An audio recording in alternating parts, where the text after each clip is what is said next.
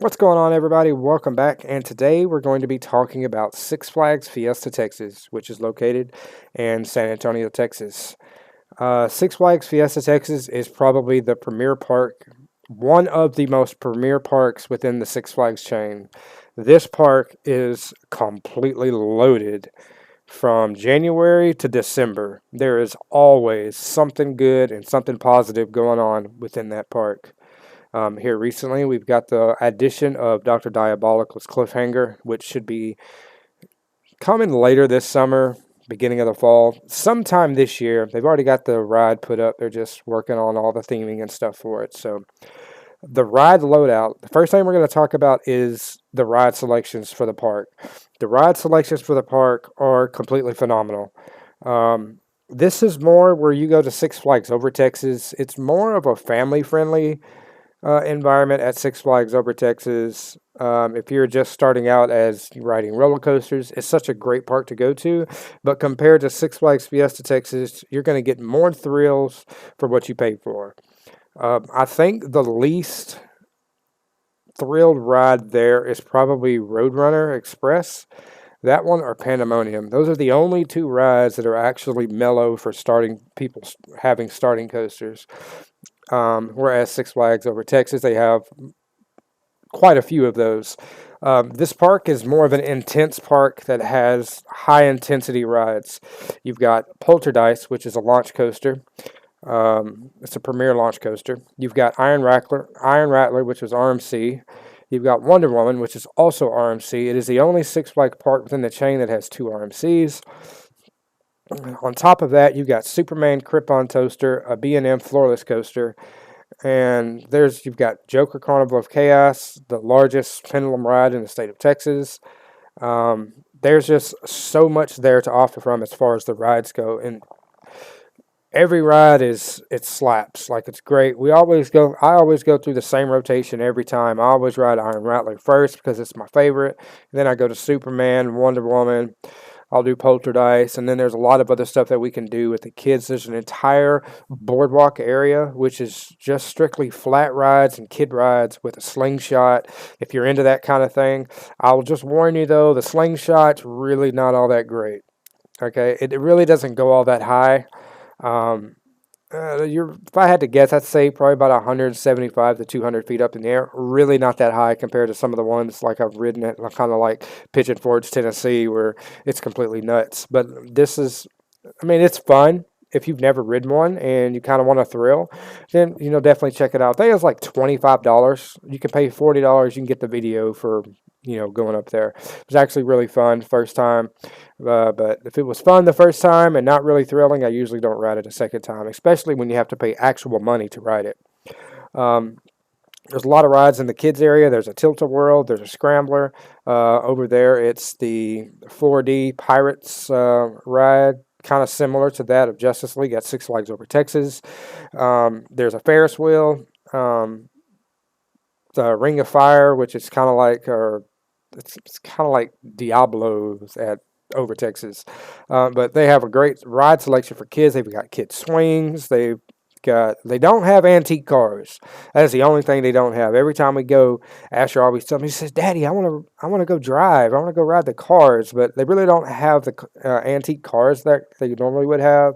But they do have a slower, toddler section where they have like a baby drop tower, the little spinning strawberries. They've got a little play area. It's a pirate ship that my son absolutely loves going on. If I'm telling you right now, if this guy could go to that park, he would do nothing but play on that freaking pirate ship from the time we get there to the time it's time to go. That's all he would do. But they've got a lot of good area right over there by Superman. They've got a kid area with, a lot of good stuff for, smaller children. They've got bumper cars. So ride selection wise, Six Flags Fiesta Texas is completely loaded. Let's talk about seasonal stuff. Usually no matter what time of the year it is, there's always something going on. This year it's exceptionally special because it's the 30th anniversary. So they're going to pull out all the stops and they're going to go nuts. So you got to think about what's coming up. As of right now, they are having fireworks shows year round, pretty much all year. Right now, I think they're doing Spring Bash because technically it's not summer yet. It's still technically in spring. So they're going to do the Spring Bash 30th celebrational fireworks until June, where you start getting your fireworks shows. Now, this is something that sets this park apart from everything else, any other park, because you can go and spend all day in the park, and then at the end of the day, you go to the amphitheater, you grab you a spot in the grass, or if you want to go up front, if that's your thing. But I should just warn you, if you sit up front for these fireworks shows, that fire coming up gets really, really hot, especially in the summer. So just keep that in mind. But they have fireworks shows. In the summertime, they have something called Rock the Night, which is really, really awesome. For Fright Fest, they'll be doing Frightful Finale, which also was awesome. I have videos up on both of them. I'll link them in the description below for you guys so you can check them out. So all day in the park, and then you can just kind of chill and enjoy a fireworks show. So really, really cool, and definitely something that's really, really good. The seasonal stuff year round, they do like spring break stuff. They always do something. They have a Mardi Gras celebration around Mardi Gras time. And then they have after summertime, as soon as summer's over with, they'll start prepping for Fright Fest, which their Fright Fest at Fiesta, Texas starts between usually towards the mid to end of September, and it runs all the way through Halloween. And then after Halloween, there's kind of a few weeks where there's kind of nothing really going on. They're kind of prepping stuff, putting stuff out for Holiday in the Park. And then Holiday in the Park all the way till the end of the year, the 31st. And then on December 31st, they do a New Year's Eve fireworks show. And I do believe there's a member appreciation night during that time where they let members stay into the park after the park closes until after midnight, where they will do an additional fireworks at that point in time. It's something I've never really went to. Something we're going to do this year for sure. Because the last couple of years we was like, yeah, we should do it, but no, I didn't really want to drive there, and so this year we're definitely going to do it because it's something that we want to do at least once, so that'd be really cool. Fiesta, Texas has great, great, great operations. Now, in the past, Fiesta, Texas has been really, really bad when it comes to ride operations. Like it used to be horrible. I'm gonna tell you right now, about 4 years ago when I went to the park, the operations were completely horrendous. But now the operations are really, really good. Even if they're running one train, they try to do whatever they can to move in and move out. A lot of times, if you see some of these premier rides running only one train, that's probably because they only have one train in operation. I do know they just ordered a third train for Iron Rattler, so that way they can always consistently keep two trains on that ride. When we went on a trip from spring break, we saw Superman running three trains, which I had never seen that. Three trains on Superman, and it was running two trains on Poltergeist and two trains on Iron Rattler. So a lot of these rides that would normally run one train, everything was running double up and sometimes triple. It was the same way at other parks during the spring break time because it's such a busy time. The thing that differs this park from anywhere else, a lot of the things is the flash pass and standby lines for single riders. Like if I had a flash pass the last trip we went for spring break. I had a flash pass, to skip the line, but I was going up there solo. So they were like, oh, you got a single rider. So they let me go on the flash pass line. So I'm like, what's the point of paying extra money for the flash pass? They do have single rider lines. So if you just riding by yourself and you're not in a group, then you can go to the single rider line and the line is nowhere near as long. It's equivalent to that of the flash pass line. It's exactly the same line. When I went to Iron Rattler, they said, oh, you're single rider. I said, hey, I reserved it on flash pass. No, it doesn't matter. You're single rider, so go ahead.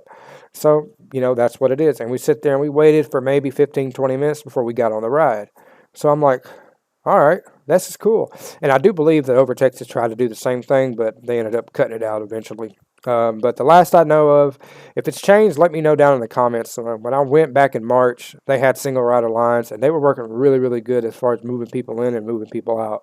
So really, really good thing. Let's talk about the food. I'm going to tell you right now, if you ever go during the Holiday in the Park, one of the things you've got to try is the bread chili bowls. Those things are amazing. They slap. I'm going to tell you why. Because I got one, and there's so much food and bread around it that when me and Asher went for dinner, I just got one of those, and him and I just shared it, and and it filled both of us up. It was really filling. It was really good, and I had the dining plan, so it didn't cost me anything. But I think it really doesn't cost all that much, even if you have a discount or if you don't. It's really cheap and really, really yummy. It was a little bit on the spicy side for those of who don't like spicy food or think that anything that's spicy is too hot. It's really, really good. Definitely worth the burn. Just get you some drink and you'll be good to go. Or if it gets too spicy, just eat some of the bread. You'll be good to go. They just remodeled Sangerfest, which is kind of like a food court area, which is really, really awesome. Every time we go there, it's such a big place, and they've got so much there. A lot of people come in the summertime, and they'll just sit there in the AC and just kind of chill.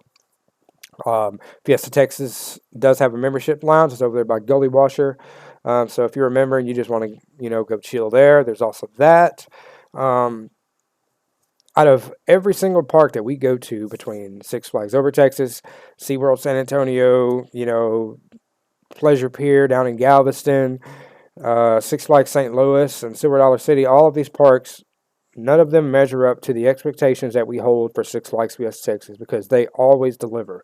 The one bad thing I can say, there is one negative thing I can say, is Holiday in the Park is fun. It's great.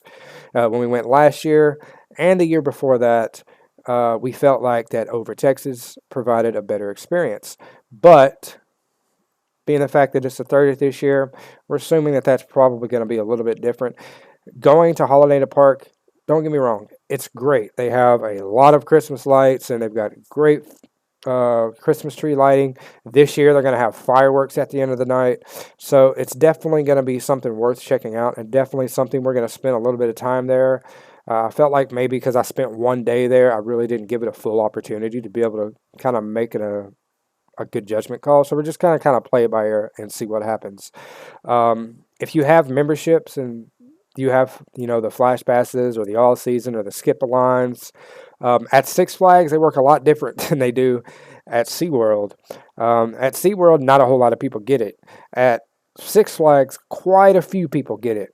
People want to talk about Flash Pass, and, normal people waiting in line, they see people that cut in front of them and they get a little agitated. It's like, man, I've been sitting here for an hour waiting to get on the slide, but then this dude just jumps in front of me.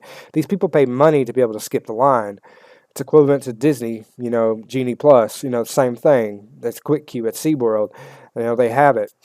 These people pay. If you have it with the membership, it's like an extra $20 a month if you've got the Platinum. If you got the all season, you pay like $500-$600 to get it for all season. And this is what I'm going to tell you. If you're going to get Flash Pass, if this is your one time of going to the park and it's a busy time of the year, then I would probably recommend getting a Flash Pass.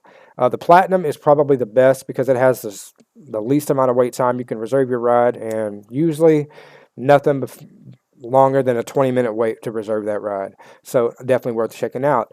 Now, one thing I will say is during the busy times of the year, if you're going to buy the Flash Pass for a single day, the prices on these things will go really, really high. Trust me, I've seen them up there. Like last summer, I think the Platinum Flash Pass was like $200 for one day. So it can get pretty nuts. So definitely kind of weigh your pros and cons if you want to put out that kind of money. And that's just for one watch for one person. So if you're a family of 4, you would have to use it individually in order to be able to get the most out of it. They do have the Flash Pass system is now set up on your phone to where you can go scan the QR code, sign into your account, and you should be able to claim all your skip the lines and your Flash Passes. When we went to Six Flags Over Texas 2 weeks ago, or this past weekend actually, I signed in for my Flash Pass, and it showed that I had 2 Platinum Flash Passes.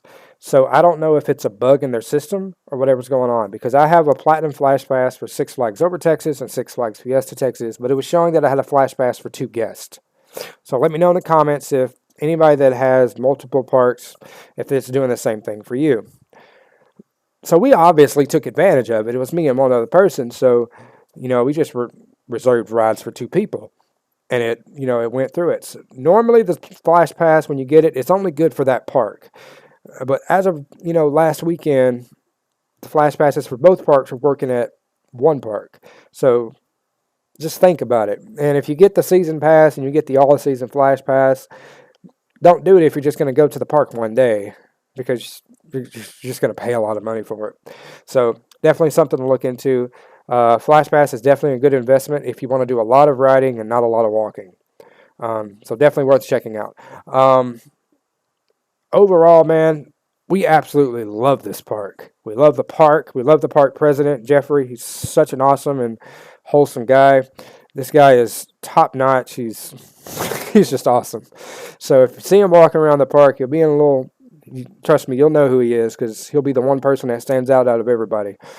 He's great. He'll stop and say hi to you. He'll ask you how you doing, and if the park messes up, that's the guy you talk to make it right. Trust me, he'll make it right. Believe me. So we love Fiesta, Texas. Great park.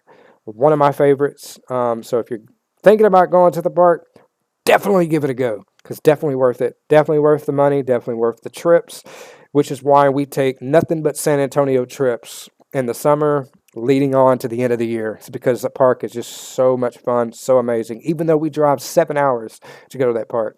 So that's how awesome the park is. Thank you guys so much for watching. That's going to wrap it up here. If you like the content, hit the thumbs up button. Subscribe if you're new, and we will see you guys in the next one. Peace.